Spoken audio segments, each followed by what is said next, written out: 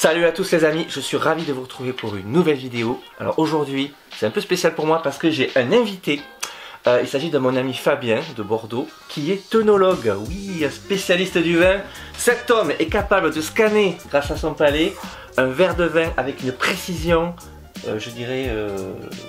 Et au nez aussi. Hein? Et au nez, palais, nez et tout. On va en parler un petit peu. L'idée c'est de... Bon, on va pas faire un cours d'œnologie pendant 1h30, hein. C'est juste l'idée c'est d'aborder un peu le truc avec vous. Alors attention par contre, je sais qu'il y a un peu du public jeune et tout. Le vin c'est un produit qu'on déguste avec modération quand on a l'âge de le consommer les amis. Donc doucement, doucement, là c'est juste entre nous pour apprécier ce petit truc. Moi j'aime bien le vin, hein. C'est sympa. Je suis pas spécialiste, c'est pour ça que je suis ravi d'avoir Fabien à mes côtés pour en parler plus précisément. Donc on a une petite bouteille d'un très bon vin du coin, du sud-ouest. Et j'ai prévu 2 verres, donc on va s'ouvrir cette bouteille. Et déjà, est-ce que tu peux me parler plus précisément ce que tu fais en réalité? Parce que ton métier c'est un peu plus qu'œnologue en fait. Oui, bon, alors moi c'est particulier parce que du coup je travaille pour une tonnellerie. Ouais. Donc je conseille des bois par rapport aux élevages que veulent faire les viticulteurs. Ouais. Et la particularité en fait c'est que je conseille les gens sur Bordeaux et je fais également toute l'Amérique du Sud. D'où des voyages un peu partout. Des voyages, bon, mais ça, un peu partout, surtout en Amérique du Sud. Des voyages professionnels. Mais ce qui est super intéressant pour les gens comme moi de mon métier, c'est de pouvoir goûter des matrices de vin différentes en fonction du terroir, du cépage, de l'ensoleillement. Et puis aussi les méthodologies d'unification, parce qu'en Amérique du Sud, ils n'ont pas forcément les mêmes méthodologies que nous. C'est pas du tout le même monde, c'est les vins du Nouveau Monde. Du Nouveau Monde, ouais, c'est ça. Ouais. Mais ils ont pris les bases de ce qu'on fait en France quand même. Ils ont les cépages, les tonneaux qui viennent de tout de France. Les barriques françaises, pas que, hein, aussi du chêne américain. Ils ont quand même travaillé beaucoup avec leurs cépages Malbec pour l'Argentine et puis... Carmener pour le Chili quoi. Mais les Français on est quand même, on peut les mettre du vin au niveau mondial. Exactement. Les plus grosses bodegas qui est en Amérique du Sud sont gérées par des Français quand même. La classe, on est champion du monde du foot, mais aussi champion du monde de vin. D'ailleurs j'ai perdu une cliente en Uruguay à cause de la demi-finale. Elle a pas supporté. Elle a pas supporté. On a perdu d'ailleurs je pense des amis belges aussi. On a perdu du monde. Et des Croates aussi, mais ils font pas. Des Croates, ils font pas grand chose. Donc on va se voir un petit. Elle est ouverte? Non, elle est pas ouverte. Elle est pas ouverte. Bon Fabien, je laisse l'expert ouvrir cette petite bouteille. Donc pour apprécier un bon vin, ça se passe au niveau du nez, après ce que j'ai compris. De la bouche aussi, ouais. Et de la bouche. C'est global en fait, c'est une sensation qu'on a. Alors par contre cette sensation elle est unique à chacun. Et ce que je vais ressentir moi sera pas forcément ce que toi tu vas ressentir. C'est assez subjectif. C'est hyper subjectif en fait. Après le but, moi le but quand je goûte, c'est de voir s'il n'y a pas de défaut. De telle manière à ce qu'il n'y ait pas de problème pendant l'élevage quoi, tout simplement. Donc après là, généralement sur des produits finis comme ça, il n'y a aucun défaut. Donc là, du moins aucun. Ça, on peut jamais savoir, parce qu'il peut y avoir des altérations liées au bouchon. Ah oui. Il peut y avoir des altérations liées à des espèces de petites levures qui sont sur les raisins et qui se développent. Une maladie du raisin? Non, une levure, ça s'appelle des Brettanomyces, c'est des brettes. Et ça peut gâcher le vin après? Oui, ça va donner une aromatique un peu particulière au nez, et puis en bouche ça a la particularité d'assécher les vins en fait. D'accord. Énormément. Est-ce qu'il faut laisser ventiler le vin comme on dit souvent? Alors, avant qu'il s'oxygène, ou c'est l'idée reçue? Un vin jeune, effectivement on va pouvoir le carafer 1 à 2 heures avant l'utilisation du produit. Après généralement les vins vieux, quand on les sort de l'écrin, que ça fait 40 ans qu'ils n'ont pas vu l'air, dès qu'on les met à l'air, ils ont tendance à s'oxyder très vite et à s'altérer rapidement. Faut pas laisser une carafe à décanter. Non, alors décanter un vin vieux, c'est quand même. Moi je le fais pas, après il y a des gens qui le font, il y a des gens qui le font pas. C'est un débat, chacun fait comme il veut. En tout cas, moi ce que je sais, c'est que sur un vin vieux, pour en avoir les qualités optimales à la dégustation, il faut l'ouvrir, le servir et aller relativement vite sur la dégustation parce qu'autrement l'air a tendance à abîmer, c'est un peu comme un corps humain, une momie quand on la sort de...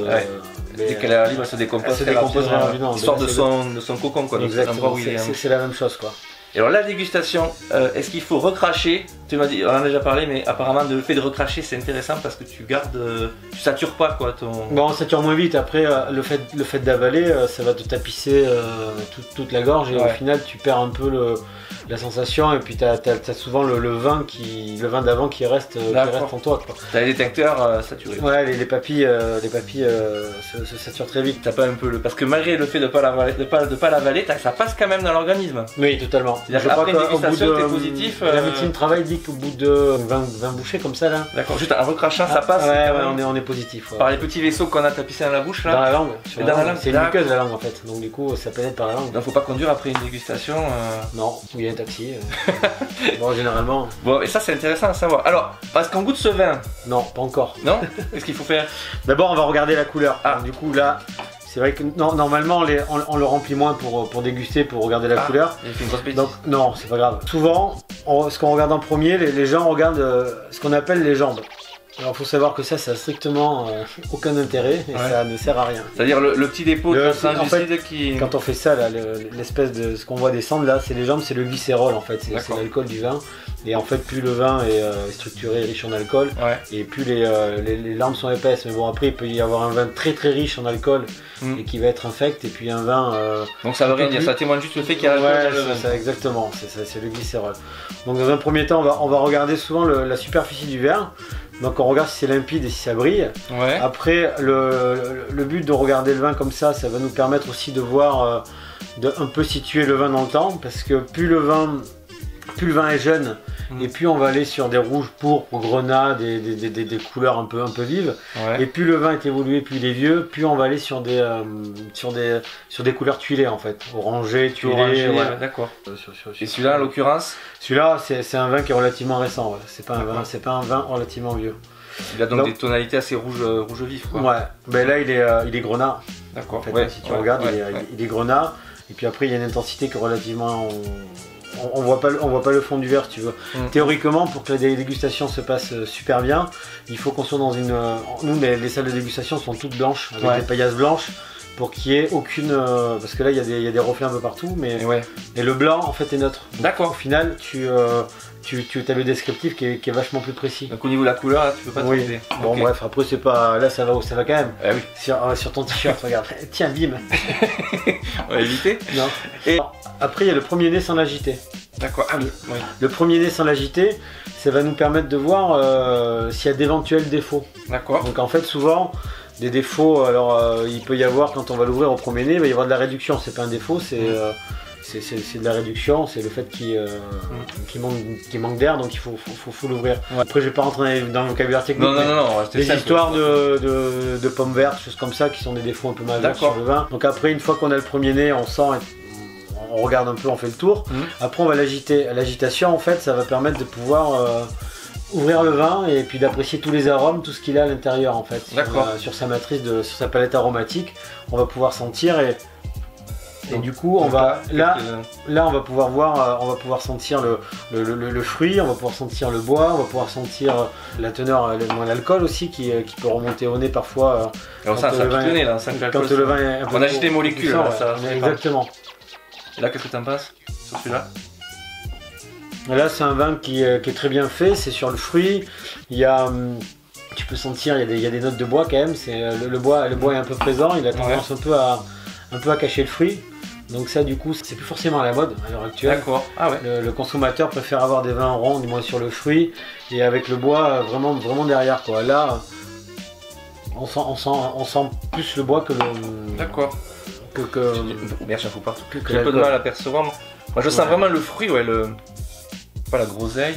C'est le petit fruit rouge, Et ça, c'est lié au fait que ça doit être un millésime, ça doit être super récent. Alors, j'ai pas regardé sur la bouteille. J'ai mis une étiquette parce que.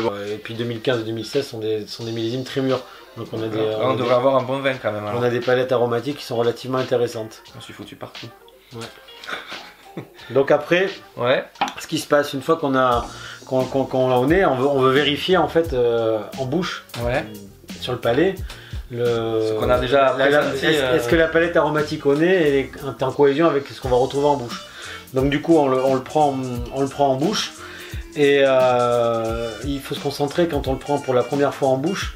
Généralement, c'est ce qui va nous prendre le plus, ça va être sur le bout de la langue en fait. Et le bout de la langue, la particularité en fait, c'est qu'on va avoir la sucrosité du vin. La taxe, ça va être la sucrosité. Donc plus un vin est riche, plus un vin et rond, bien fait, et plus il va y avoir une sucrosité importante. Les gens en fait, en asiatique par exemple, ce qu'ils recherchent c'est ça, c'est le côté sucrant. Et si on met un vin hyper tannique avec, ça va, la sucrosité va passer après, et ils ont horreur de ça en fait. D'accord. Et c'est vrai que le plaisir en fait, le sucrant, c'est ce qui donne le plaisir à la personne, quoi. Et c'est ce qui est le plus facile à goûter pour le commun des mortels. Après donc on va faire circuler le liquide dans la bouche avec de l'air en fait.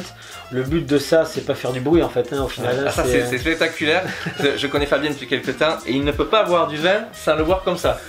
Ben, pour faire circuler le vin en fait je fais circuler de l'air et en fait l'air a la particularité en fait de faire remonter les arômes sur les on a des glandes ici et en rétro-olfaction en fait on arrive à pouvoir ça circule et toute la palette se dépose sur tes récepteurs. Sur le nez, effectivement. Et donc du coup, ça permet d'avoir le goût et puis la rétro-olfaction au niveau un peu comme quand on sent le vin. C'est génial ça.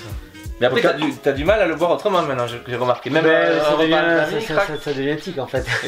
T'as des formations professionnelles. Je le fais à vélo, je le fais avec tout en fait. Bon. Et donc du coup après ce qu'il faut voir, donc il y a la première bouche donc qui va être le côté sucrant et choses comme ça. Après le fait de faire circuler le vin dans la bouche, ça va nous permettre de voir la texture, le gras du vin en fait, le volume qu'il va avoir en bouche.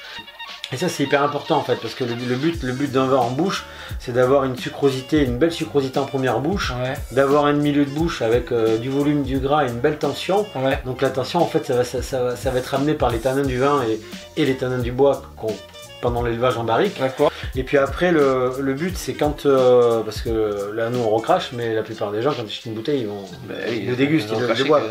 Et donc du coup au final quand tu avales le vin c'est et le but c'est que ça soit rond. Quand par exemple tu entends le mot c'est râpeux, ces choses comme ça, ça veut dire que c'est des tanins collants en fait. Et les tanins collants ça veut dire que en gros le bois, du moins la structure tannique ne s'est pas intégrée comme il fallait pendant la vinification.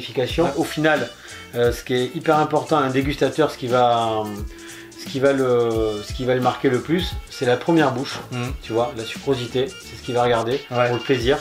Et après ce qui reste c'est que la finale. Donc après la finale, si tu as des tanins amers, parce que sur la langue on a plusieurs descripteurs, on a devant on a l'acidité, on a sur le dessus on a le côté salé, après sur le dessous on a l'acidité et sur le fond du palais on a l'amertume en fait. Et l'amertume en fait généralement ça reste un défaut parce que c'est un surplus de tanin, c'est à éviter quand même. C'est pas très bon. Ça rend pas bien en bouche quoi. Non. Et on le goûte celui-là, qu'est-ce que ça donne? On va goûter si tu veux. Quand même là. On chine avant ou pas, non? Quand même on est des contrats. On n'a pas de crachoir quoi. Non, celui-là on va le toucher de le boire. On fait l'antithèse de ce que j'ai raconté en fait. Donc ne faites pas comme nous, crachez-le ou pas, faites comme vous voulez. Bon.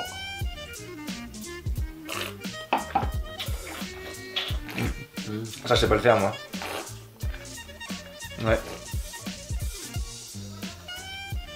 Tu vois là, ce que je t'ai expliqué tout à l'heure, ne crache pas dessus. J'arrive pas, j'ai essayé mais... Oui mais c'est vrai que même en faisant mal, je vois que ça... Là tu vois que le vin en fait c'est t'as une petite structure, tu vois, t'as pas beaucoup de sucrosité, t'as un milieu de bouche qui est un peu pas plat mais qui est un peu fluide, tu vois, ça manque de structure, ça manque de tanin. Après cela étant, en finale, t'as pas d'amertume. Je trouve acide quand même, il est jeune peut-être. Non, ça n'a rien à voir avec la jeunesse, en fait c'est la structure du vin lui-même. En fonction des rendements que tu vas élaborer sur tes parcelles de vigne, tu vas un peu diluer la concentration du vin. En fait. C'est un peu ce qui se passe avec les vins du Nouveau Monde, quoi. Ils ont des rendements hecto hyper importants. Donc au niveau du nez c'est très mûr parce qu'il y a beaucoup de soleil, donc tu as des arômes hyper et quand tu le goûtes, riches, et quand tu le goûtes t'es déçu. C'est fluide parce que ils font du 150 hecto-hectares, nous on est capable de faire du 50 hecto-hectares. Et donc du coup là sur ce type de vin, je pense qu'il y a des rendements qui doivent être plus ou moins importants et ça te rend un peu la structure du vin un peu fluide. Et là je sais pas si tu as remarqué mais ce qui te reste en finale c'est l'alcool. Ouais, tu le sens, ça te sature. T'as que l'alcool en finale. Il est fort celui-là. Il est pas très agréable en fait. En termes de complexité. Il est pas mal, mais c'est pas quand même un vin extraordinaire. C'est un vin classique, bien fait, il n'y a pas de défaut. Bon, après, c'est pas une bête de course, c'est pas opulent, c'est pas. Et est-ce qu'il vieillira bien ce vin ou il faut Non, ça c'est des vins qui vieillissent pas. Je pense que c'est des vins à rotation rapide. Il faut les voir rapidement. C'est un petit merlot vinifié nickel. Voilà. Bon, mais écoute, c'était super intéressant. Qu'est-ce qu'on pourrait rajouter de plus? Je ne sais pas, c'était quand même assez complet. Pour ceux que ça intéresse, c'est quand même passionnant ce monde du vin. Moi, j'adore. Du coup, j'y connais vraiment rien. Donc là, après, c'est quand même subjectif et l'essentiel en fait, c'est d'arriver à se faire plaisir. Ouais. Et juste, voilà, l'ultime question, bah, celle-là, j'avais halluciné. Le plus vieux vin que tu as eu à boire dans ta carrière de spécialiste? J'ai bu un Ducru Boucaillot 1928. Hallucinant. Ça va faire rêver certaines personnes, j'imagine. J'en connais dans mon entourage qui aime bien le vin. Ouais. Et alors là, tu le bois, il faut le boire vite celui-là. Tu bois. On l'a ouvert, je l'ai goûté, j'ai dégusté en fait le premier verre. Ouais. Et après, le vin était mort. C'est une bouteille qui valait, je pense, qui valait inestimable. Beaucoup d'argent. Ouais. Beaucoup d'argent. Le monde du vin. Bon, voilà les amis, je remercie vraiment Fabien d'avoir accepté de faire cette vidéo avec moi. En plus, on a bu un petit coup ensemble, c'était super convivial. Ouais.